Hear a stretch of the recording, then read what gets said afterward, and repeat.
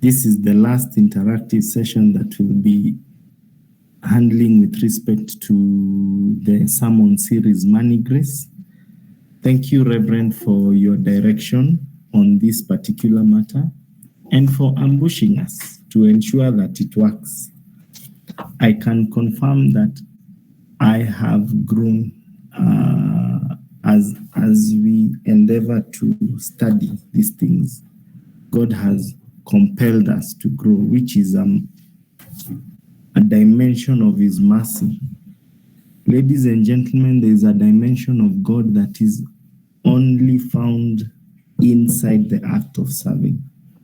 So as we serve, as I was serving, I have grown. So may we take this evening session just to enjoy what He has set before us. So by way of background, we are covering today the covenants of Noah and the prosperity that lasts.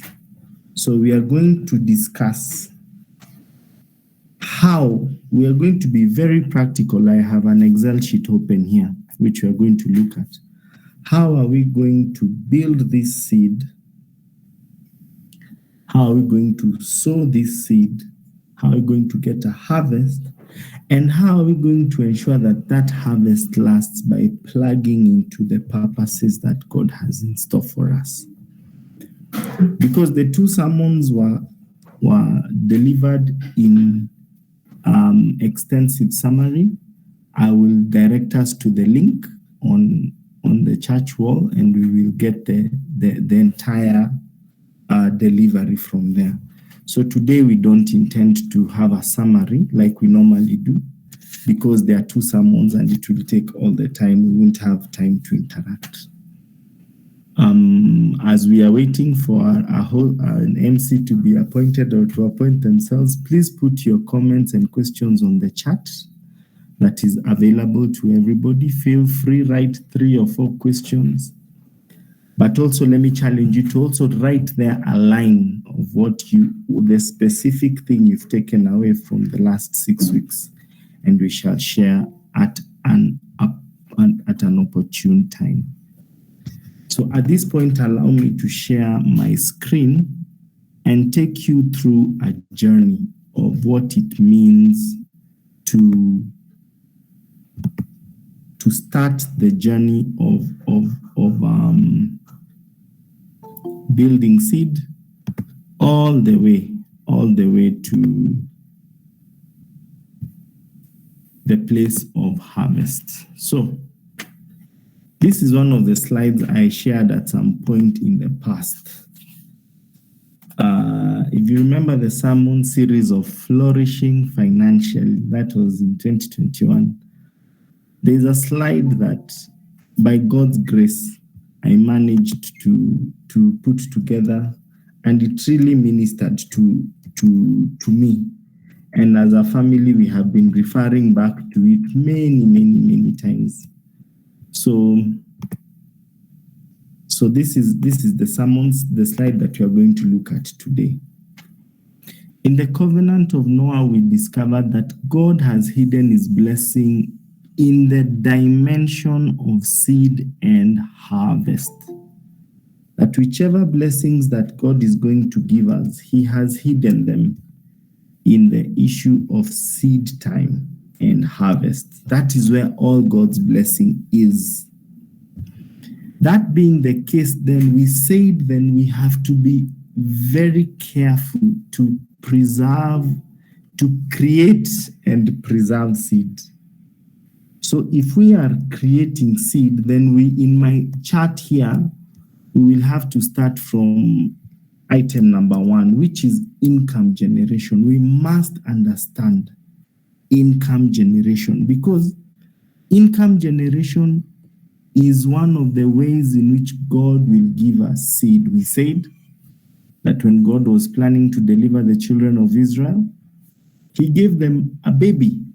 He did not give them an army.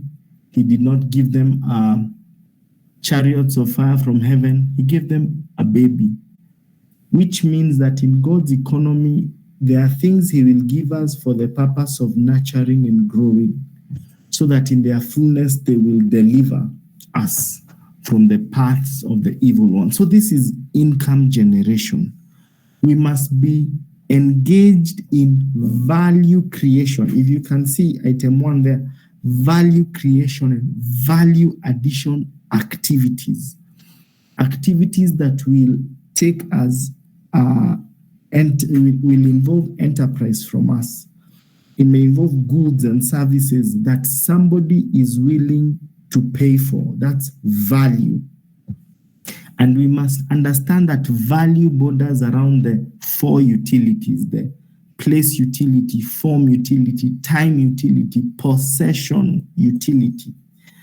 There is a gentleman who was making Google News last week of how they started Sendy Limited and how right now it's become a very big venture in almost 45 countries in Africa because of possession utility. They know how to possess your goods from where you are and deliver them. And that possession utility is value and it creates income. We need to evaluate the current income structure that we are on. I am employed. How does that change? Should I change my employment into a consultancy? How does that change if I enrich my skills in this employment? We have to evaluate dimensions with which to earn an income, because that income is the one that will become seed for us. You find everyone has very grand ideas. I will do.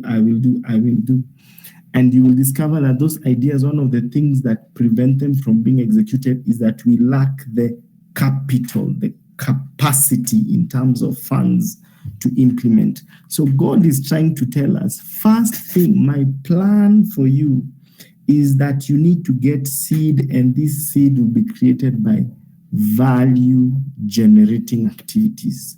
There is a gentleman we met the other day through one of our friends, but we met him with my wife. The gentleman converts designs into clothes and he does it with such heart. That's value that somebody is willing to pay for.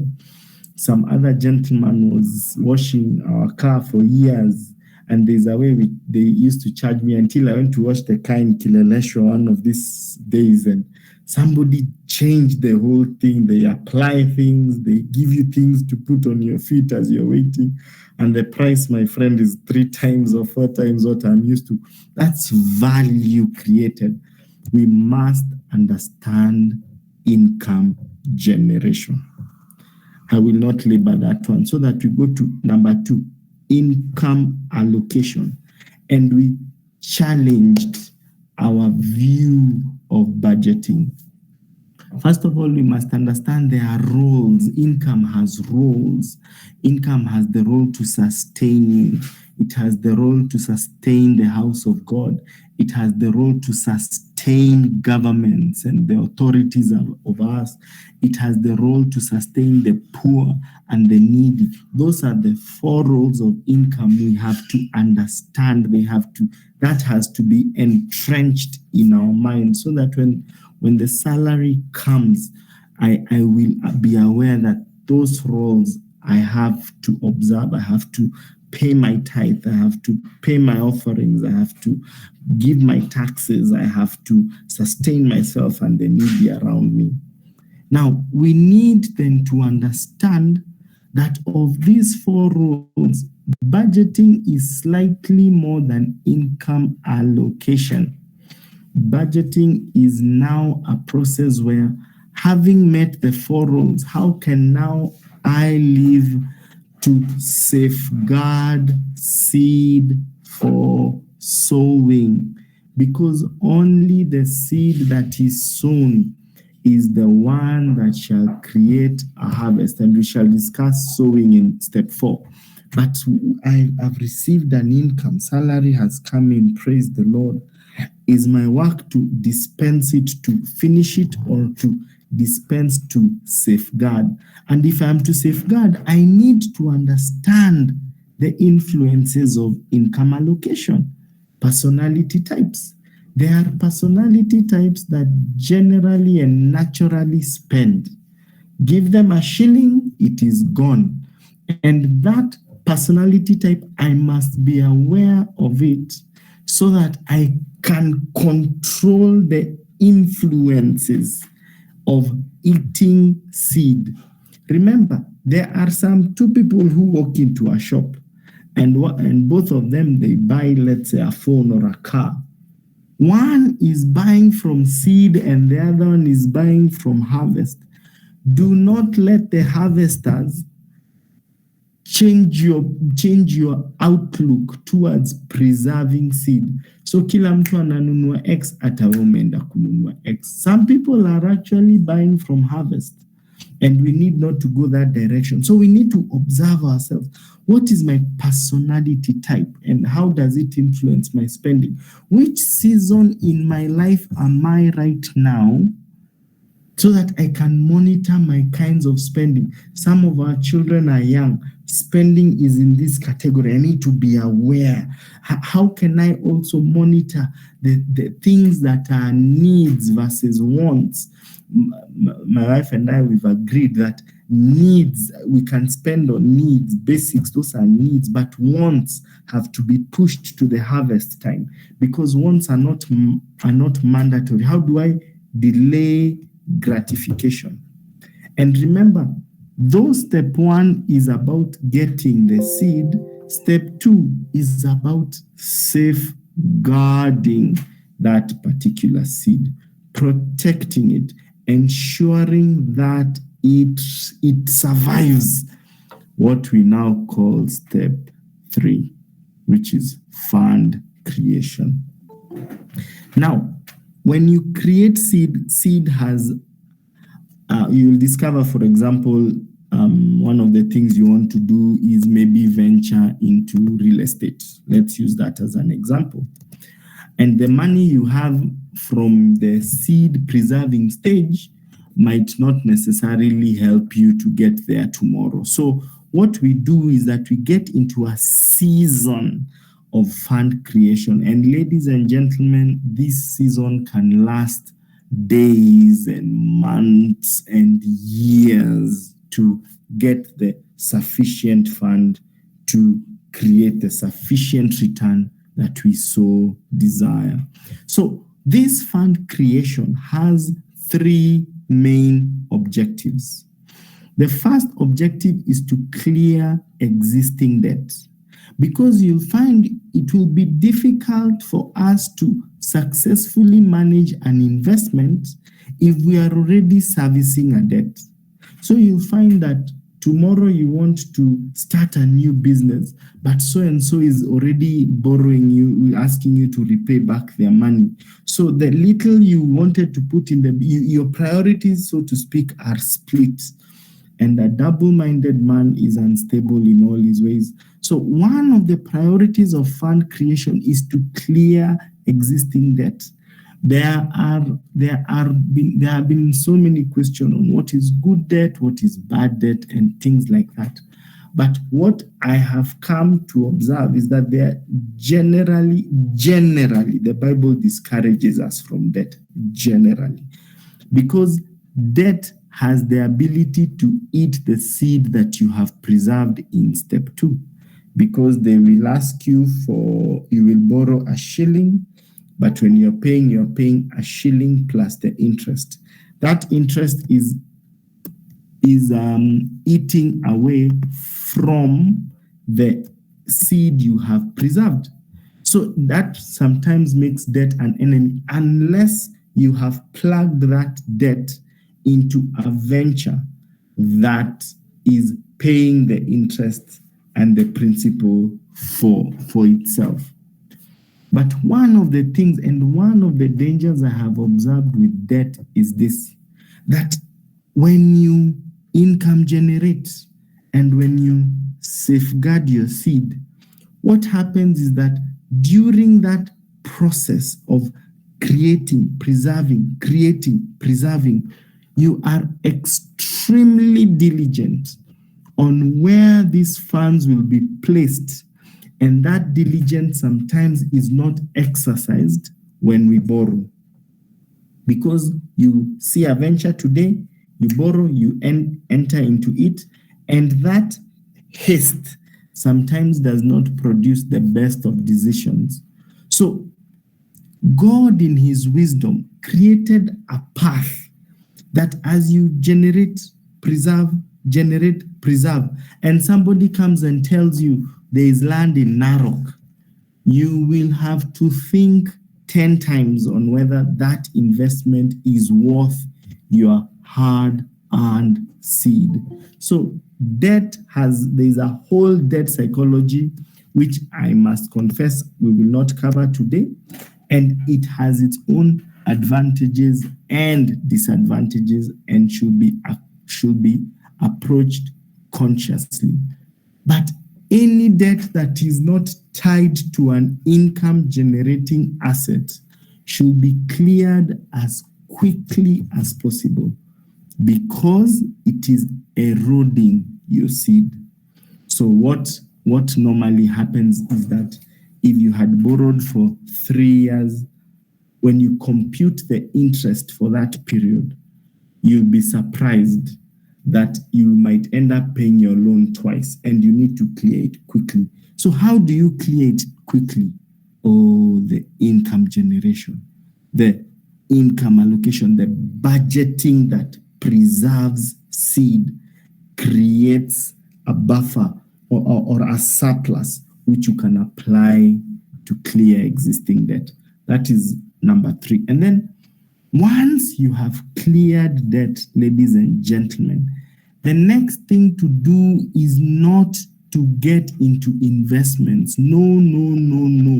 The next thing is to create an emergency fund that can cushion you in the event of a misfortune. Because what happens is that you start a venture, you get a misfortune, the venture takes care of the misfortune and it dies.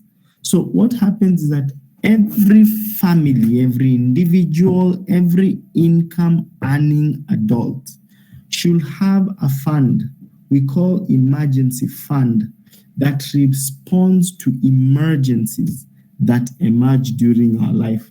And the example that is very fresh in my mind is we have just come out of a COVID year and 2 years. And during that time, people were getting notices that all of a sudden your job is over. So because emergencies cannot be foreseen and controlled, you have a fund to respond to that. So that the day you start investing, you have a cushion that will not lean heavily on the fund that you are trying, the seed you are trying to sow. So generally, an emergency fund is a fund that comprises of an average of your monthly expenses, your key basic needs, your rent, your electricity, your water, your must-haves. You take them and they say you multiply them by 6 and you put them in an interest earning account that is not very easily accessible, so that that fund will not commingle with your income generated funds, and you will use that in the event of an emergency, or now that we are believers, as the Lord will guide. This is not being worldly, ladies and gentlemen. We live in a real world, and in the real world, some of these things sometimes happen unforeseen. The other day, we were having a story of one of our friends who enrolled their child to a school. They did shopping and paid school fees, almost valued at 100,000 shillings. And then the school closed before opening day. So what do you do in such a scenario? You need to respond to that emergency. And an emergency fund helps you to respond to that.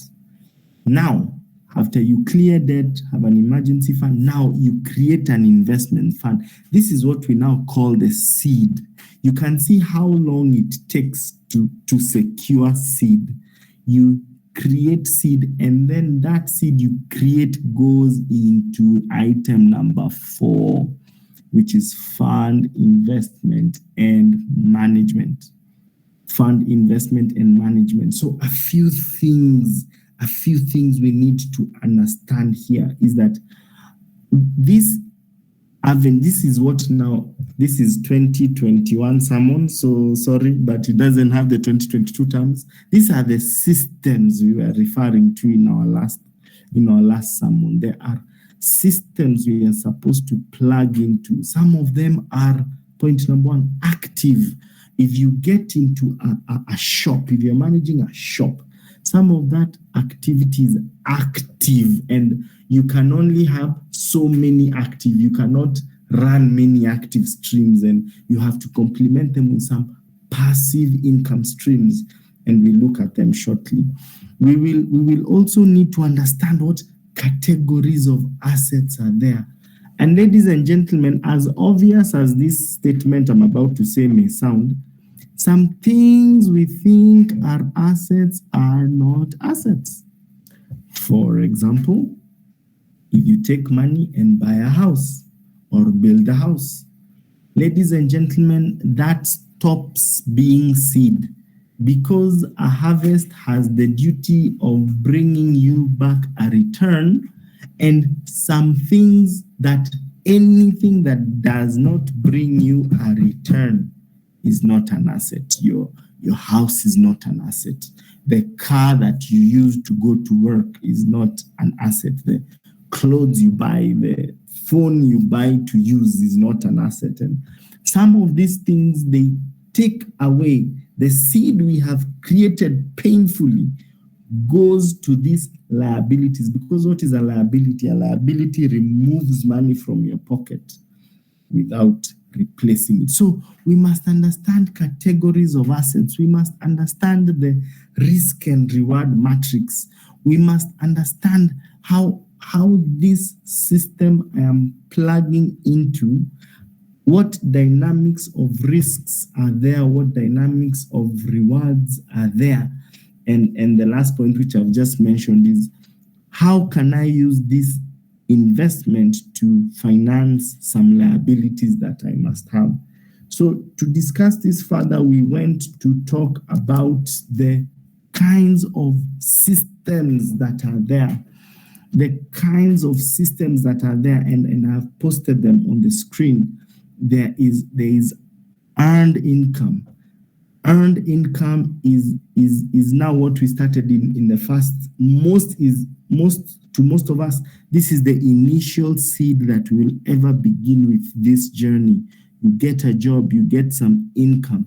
So you must understand the systems around it, the employment system, the consultancy side, and the input that needs to go into it. For example, if you are an accountant, you have done a diploma, you will fetch slightly different from the person who fetches a degree, and you'll be paid slightly different from the person who has a professional certification, and you fetch differently from the person who has a local certification versus an international certification.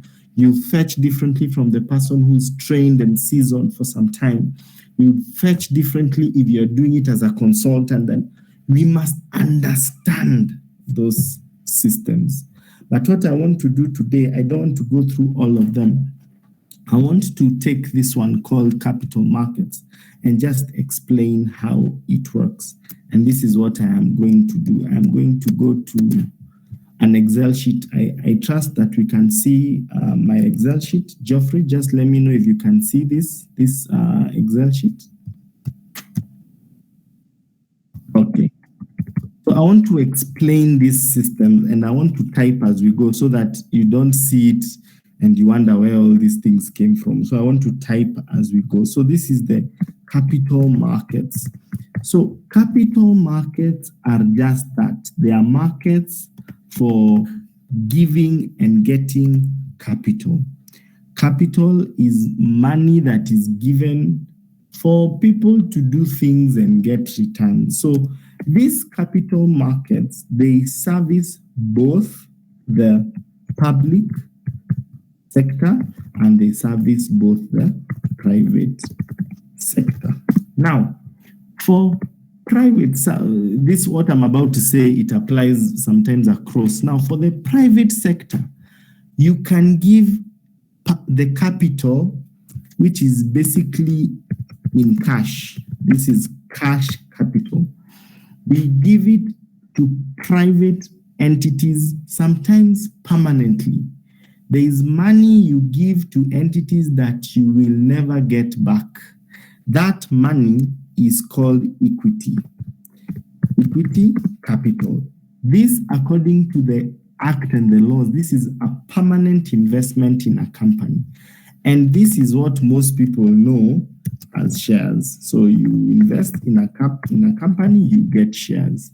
But now you can also invest in a company in different ways. You can give them money, and that money is called debt. And debt is what now entities float, and they call them bonds. So you give debt, and now every one of these has its own, these are systems, and this is how they work. So when you give equity to a company, the equity shareholder at the end of the year is paid a dividend. So a dividend is an earning on the share that you have received. Now, the dividend that you have received, also the share, that you have invested in the company, sometimes the share itself increases in value. That's called appreciation. And when it increases in value, that means today I bought a share in company X at 5 shillings. The company is doing very well, so the share price is going high. So I can either wait for the dividend at the end of the year or sell the share itself at an appreciated value. That's how that line works. But sometimes some of these companies will come and ask the public and say, we want to get into this new market. We want to do this new venture. Please give us money. So they sell you debt. And this debt, the return they give you is called interest. Interest return. And this interest return, as you have noticed, it is money you have put once and it gives you interest over a period.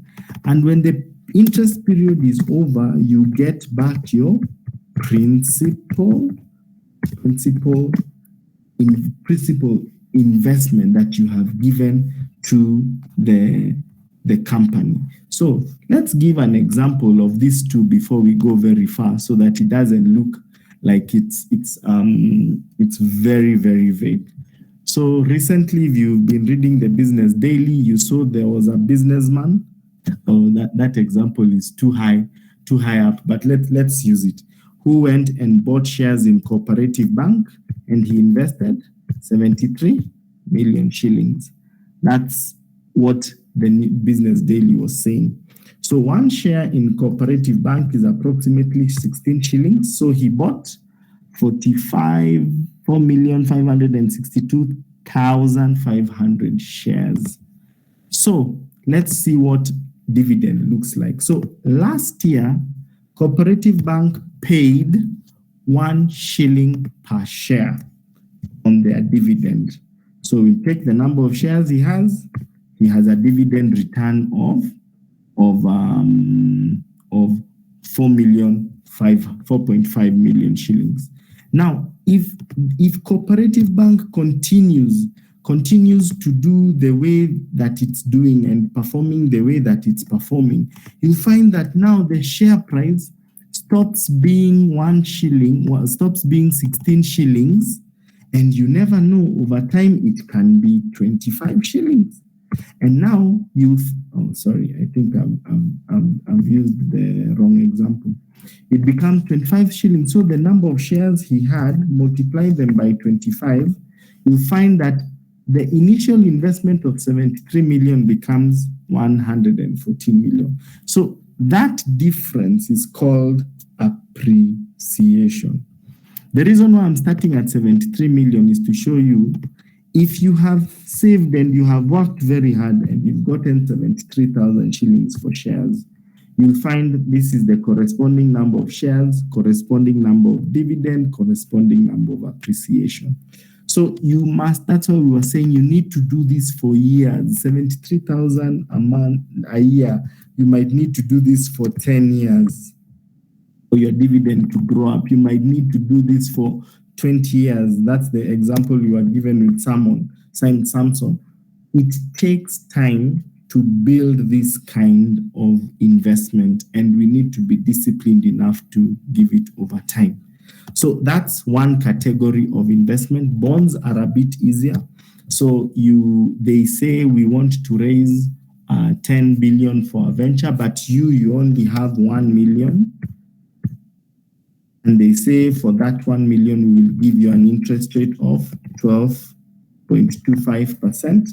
And there's something they call withholding tax of 10%.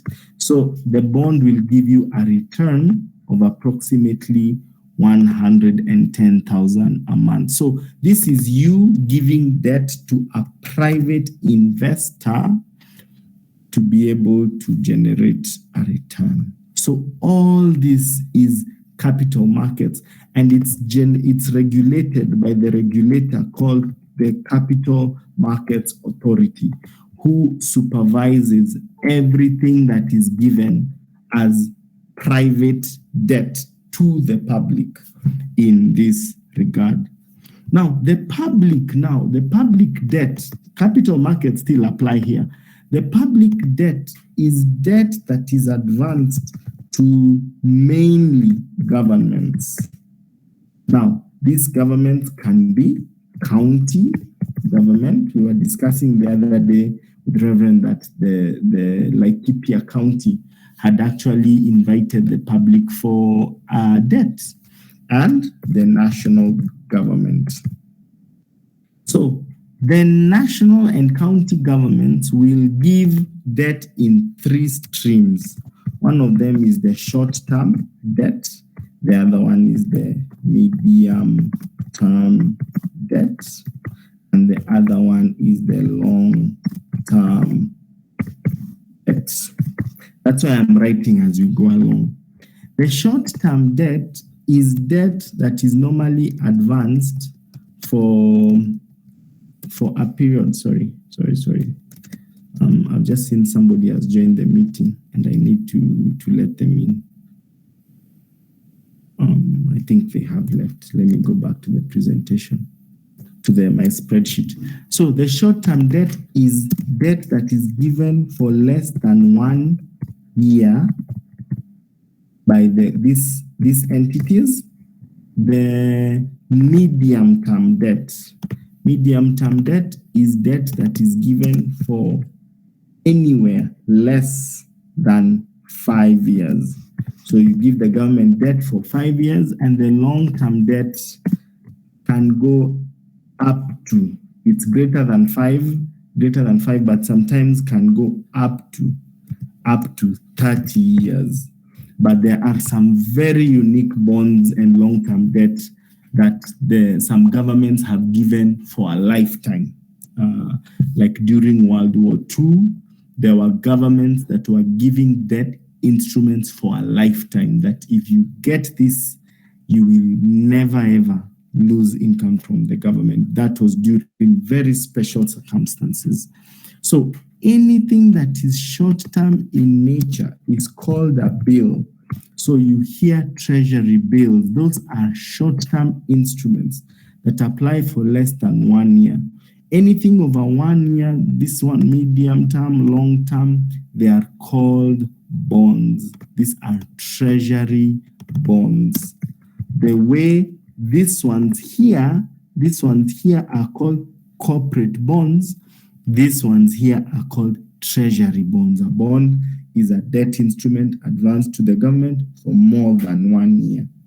Now, you will discover now when you give government money, as they are paying back China, as they are paying back Eurobond, they will also pay you back. And this one, what the income you get is called interest income. And it is It is the same way you go to a bank, you borrow, they charge you interest. If a government borrows from you, they also pay you interest.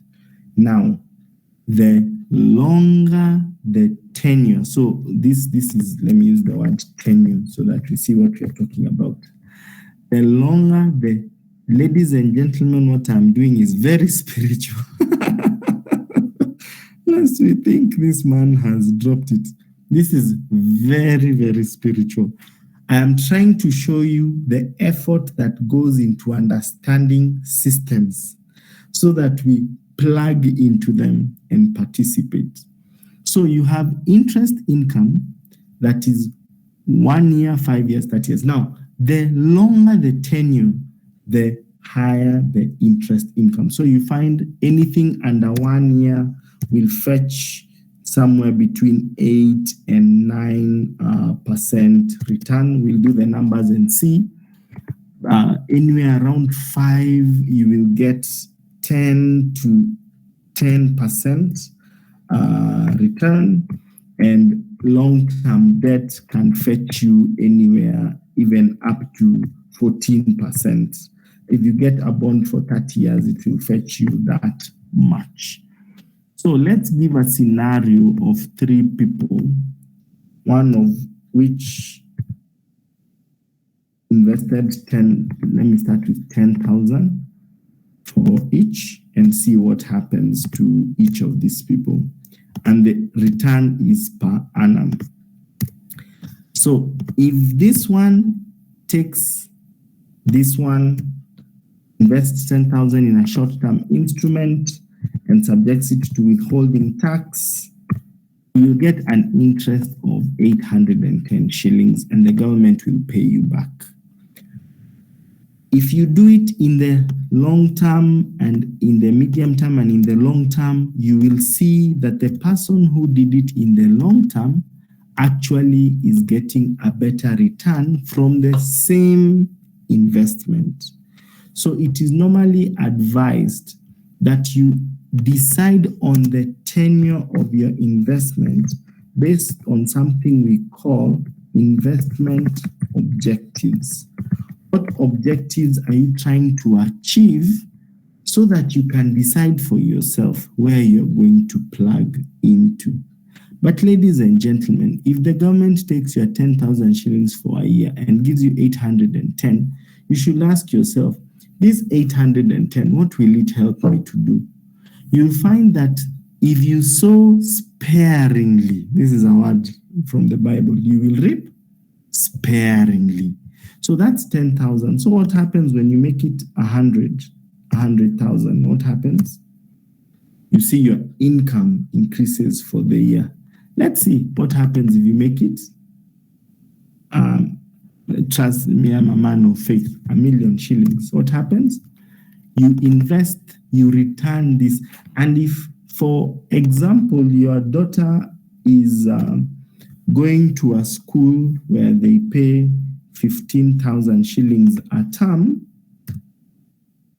for school fees and term engagements, you'll find that the return that gives you, that you get here, can actually sustain your child in school for a number of terms. And assuming you do not go to work that particular year, your daughter, your son will remain in school, which means then my assignment is to raise this as seed or investment capital. Jeffrey, please let me know we are together.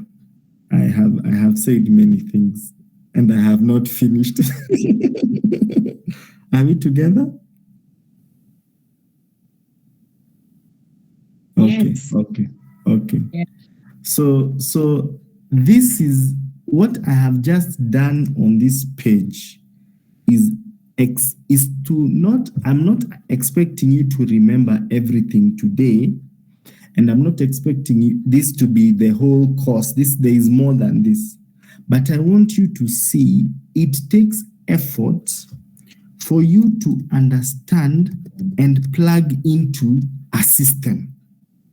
it takes effort for us to understand what happens in these systems. And you might need to look for somebody to educate you and enlighten you. You need to get books. You may need to do a number of things for you to understand systems, so that when the seed comes, it is not sile patapotea. You have understood that I'm plugging into a system. It has its risks, it has its rewards. Let me give you an example. Let's go back to my slide here and show you. Like you see, all that we have discussed here, all of these things have their risks. For example, for government, the risk with government is that it has no underlying value, which means if the government refuses to pay you tomorrow, there is nothing you'll go and arrest to sell. So they are just floating. But there's also their risk profile is very, very low, because these payments are protected by an act of law. So you can actually compel the government through the legal systems to pay. But the economy runs, so many things hinge here that the government cannot refuse to pay. So there's a risk-reward element. If I give my money to like the other day, to a bank like Imperial Bank, and the bank goes under, that means my equity investment is on hold, my debt investment is on hold. What do I need to do during that time? All these things are not perfect in themselves. So what happens is that every investor who is seeking to participate in this grace of systems must develop something we call a portfolio. A portfolio is seed that has been scattered in different waters, which means some of your income should be should be earned income. Some of your income should be profit income. Some of your income should be rental income. And what happens is that when the market shocks come, the shocks at a macro level and at a microeconomic level, they rarely sweep across all income streams. You will find, for example, during COVID, and income was a risk. People were being laid off.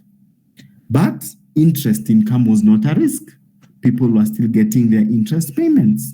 So you find that because we do not know what lies tomorrow, it is a biblical principle, it's a principle in finance, it's a principle in prudence to generate sufficient seed. That's why it takes 20 years, because you will facilitate, you will plug into a number of them. That is why now we mentioned, for a Christian, we do not engage with this as the children of the world, but we engage as men who are led of the Spirit, led by the shepherd, and he will tell you exactly where he wants you to plug in. And all that I have said is step 4. All I have just said is step 4. We must generate income. That income must be preserved. That preserved seed must create a sufficient fund for investment. And once the fund is created, we now go back to that aspect where we put it in good soil by understanding systems and plugging into them. But why are we doing all this? Why are we doing all this? So that as God increases us, he gives us the capacity to support the king's agenda. Step 5, that is where we are going. Our eye has not shifted its goal. We must support the king's agenda. We must have something to leave to our children's children. We must go knowing that we are applying ourselves to these things, so that when the master comes to the fig tree, he will find fruit on that fig tree. Otherwise, like Jesus did, our income streams will be cast, and Jesus will say, no man to eat from that fruit tree anymore. So, ladies and gentlemen, allow me to rest my case at that point to allow for us to have engagements. At this point, I pause for questions and comments. Thank you.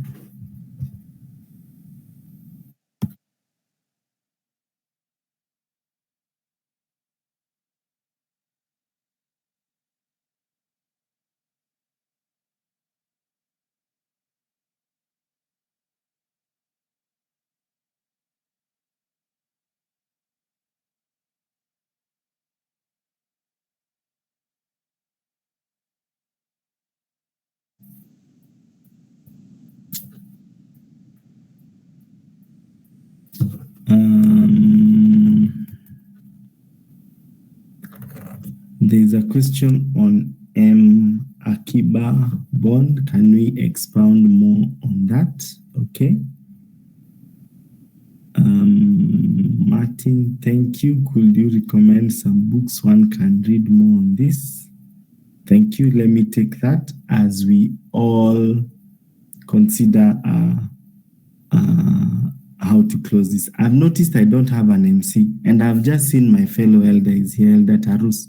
So as you drink your evening cup of tea, kindly, I will hand over the MC-ship to you shortly, even as we proceed. Let's go back to my screen, and I can show you. I can answer the question that Jeff is asking. Let's explain more on M Akiba bond. So M Akiba bond is still a bond. It has not left this general structure that we have discussed. It is just a bond that they are trying to roll out on the mobile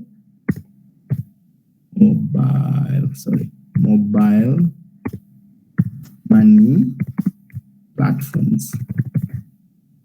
So they want us to apply using USSD, pay using M-Pesa, and they're trying to reach, because when you look at the history of investing in government securities, long time ago, as I was being educated on Sunday by Rev, this was a reserve for institutions, banks, insurance companies, and foreign entities. It was a reserve for that category of people.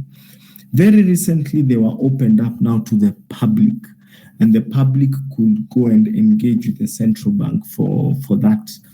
And now what the central bank is doing is trying to plug into the various platforms of money to be able to encourage as many participants as possible.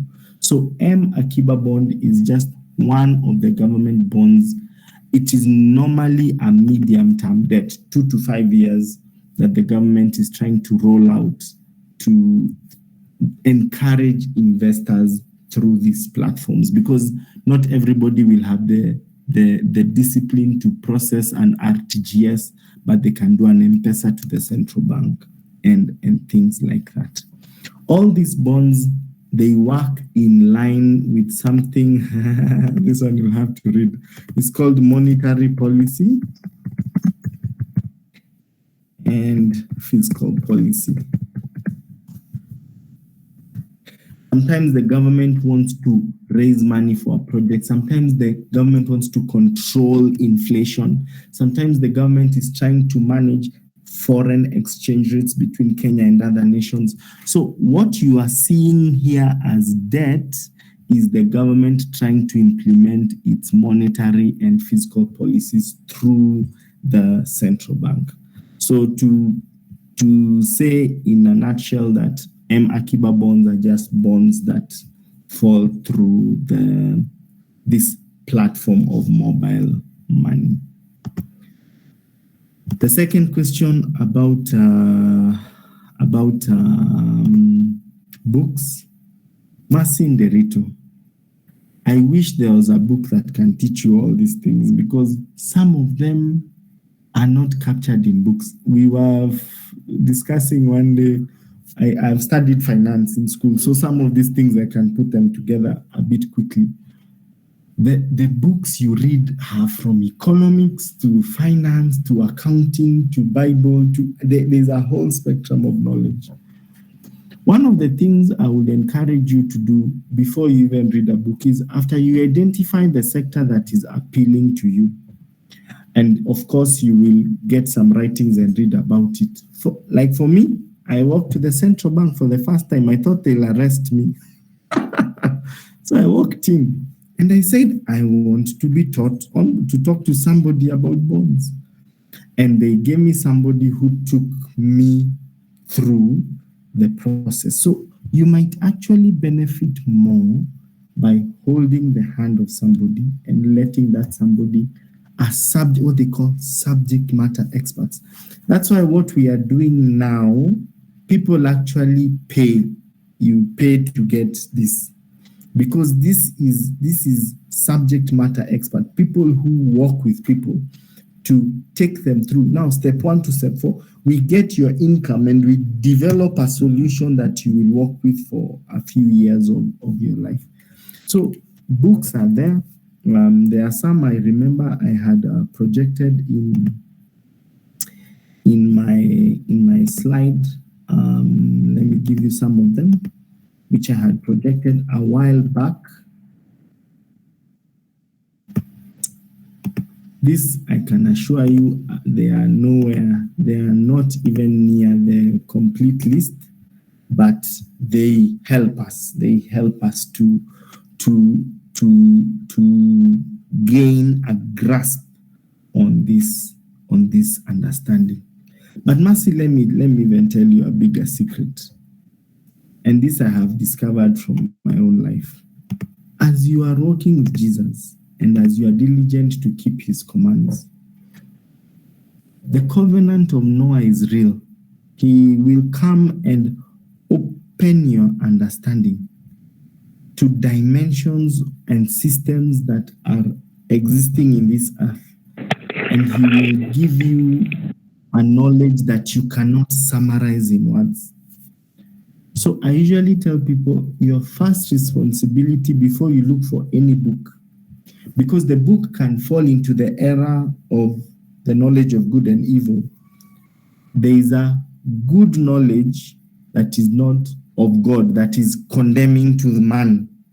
And that knowledge will not help us in the economy of God. Walk with him.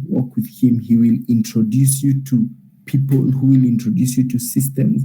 And even now, every reading you do thereafter will be beneficial to you. Thank you, Magio and Maurice Lucy, for your comments. I don't know if there is anyone else with a comment. Simon Munga, let's take a comment as I invite my MC, Mr. Tarus Koech, to take us to moderate the session. I can see we have a few minutes to 9:30. Simon Munga, then Tarus.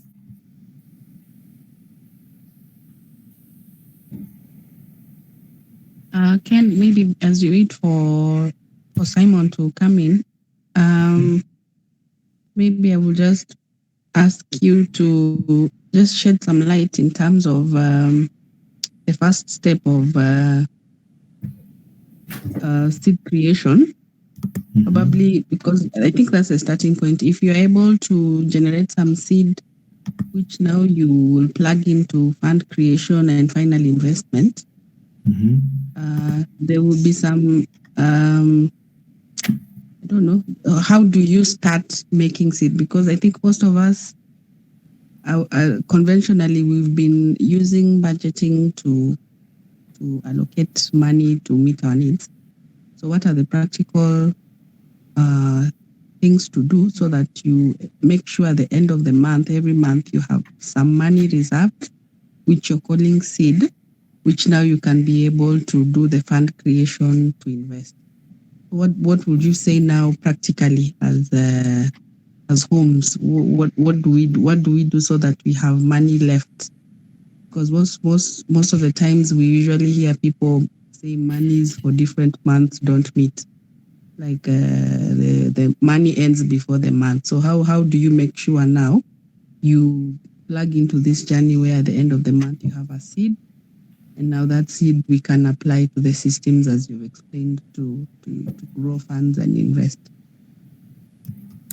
Okay, thank you. The person who has asked that wonderful question is in another room in my house. So she's very well aware of what she has just done. So thank you, my dear wife, for that. And I will try and take us through a model of budgeting. Let me try. We have received some income. The normal approach is it's need-based. This is the normal way in which we deal with budgeting. So we look for the need and respond. Are you sharing something, Wenda? Are we supposed to see what you're typing? Yes. Okay, kindly share. I share again. Okay, let me present my screen so that I can shift between screens and you can see. So thank you. I was not aware. So what we normally do is need-based budgeting. So we normally look at needs and go backwards. We put rent there, we put tithes there, and offerings. We put I need food, etc. So what we normally do, we respond to this and we make sure we are alive till the next payment comes through. So that is need-based. And this is the one I was saying, whatever we get sometimes is finished as we distribute among needs. Now, there's another one called seed-based budgeting. And this one, the objective is a bit different. The objective is preserving seed. So this one is characterized by a number of things. One, what can we delay? First, the easy one is to needs versus wants. So you'll find that there are some things that are needs, they are defined, wants are defined. But after we define them, what can we delay? What can we delay and deny ourselves in the short term? So you'll find that instead of meeting all of our needs, we teach ourselves a wonderful principle called delayed gratification. Delayed gratification is that though this thing I need is very important, can I use that which I already have to stretch it? So you find that, like for example, very practical things, we might need to change the house that we live in. We might need to go that's underneath. I forgot to put it underneath. A need is a house. I need a house, but what is the best budget I can get? Does it have to be very pricey? What low price point can I get? Somebody used to tell us that Toyotas are also cars. They move. We don't have to move with a Mercedes. We can move with a Toyota. And by just changing that, you have changed you have preserved some seed. And that Toyota sometimes needs to be parked in the garage for a few days, and you pick a bike and run an errand, and you come back. So we are trying to say, what is it can I call a want, what can I delay, and what can I moderate? So you find that there are some things that must be done, but they can be moderated. For example, for many years, As you go to job, you make sure your wife has packed for you a snack for tea, has packed for you some lunch, so that you do not have to spend that amount of money to just feed your lunch and your tea. So, like, for example, let me just use this moderation as an example. In our office where I used to work, you will find that just to get a decent snack at tea time, would cost you around 50 bob, and a decent meal at lunchtime will cost you somewhere between 200 to 300, because of the neighborhood that we used to live in, that the office was based. So if you take these ones and you multiply them by 5 days a week, and 4 days a month, you find in one particular month, this is the money you need for lunch and snacks. If you take that amount, let's just be creative, assuming you've taken leave for 1 year, 1 month of the year, and you apply the rest for 11 months, you see, moderation in that area alone has saved you 77,000 shillings if you are working in the neighborhood that I was working at that time. So you'll be surprised at seed-based budgeting. What are the needs versus wants? And these needs, how can I moderate them? What are the things I can delay and deny myself? And what are the things I can tie to a harvest? So you find, like, for example, there are some things you will desire to do for yourself and for your family, but you say, we will wait till the harvest comes. So I have put some money in interest earning instruments. They have given me, for example, 10,000 for that particular month. And now this 10,000, I can finally buy that phone I really wanted to buy, because now I am no longer eating my seed, I am eating my harvest. Harvest can be used to meet some of this category of needs. So seed-based budgeting normally insists that all living expenses should be at least 50% of your earned income, or if you're a husband and a wife, one salary for couples.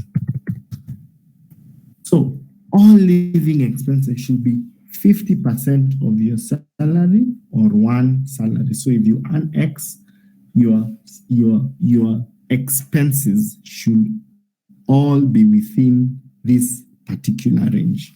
Now, after you do that, you should always ensure that your tithes and offerings are presented to the Lord. There is no hope for success if this one is not there. And you should also remember alms to the poor and the needy. This one should reasonably be another 10% approximately. I'm using earned income as an example. So that now this thing we are calling seed, what percentage do I have remaining? Somebody to open their mic and tell me. What percentage do I have remaining? 30%. So now this 30% is what now becomes my seed. And this seed is preserved on a monthly basis. You preserve this for a monthly, it becomes like your culture. Now, what I have just done here is what many people call living, not within, but below your means. What we have just done here, it's living below your means. You have money, you know you can do it today, but you learn to differentiate needs versus wants. Those needs, you moderate them. Some of the wants, you tie them to a harvest. Some of them you delay and deny in delayed gratification, so that we can we can get there. So if I can give you a short story about when my wife and I, we started this process, I remember she used to complain. She used to complain that my husband, we're not spending money on wants. Where is all this money going? I'm telling her, we are creating situations. Oh, it's taking too long. And ladies and gentlemen, it will take some time. So as you do this 30% every other month, you will be surprised just by some of these small initiatives. You end up saving a lot and not saving for saving's sake, but saving for the purposes of plugging into a system.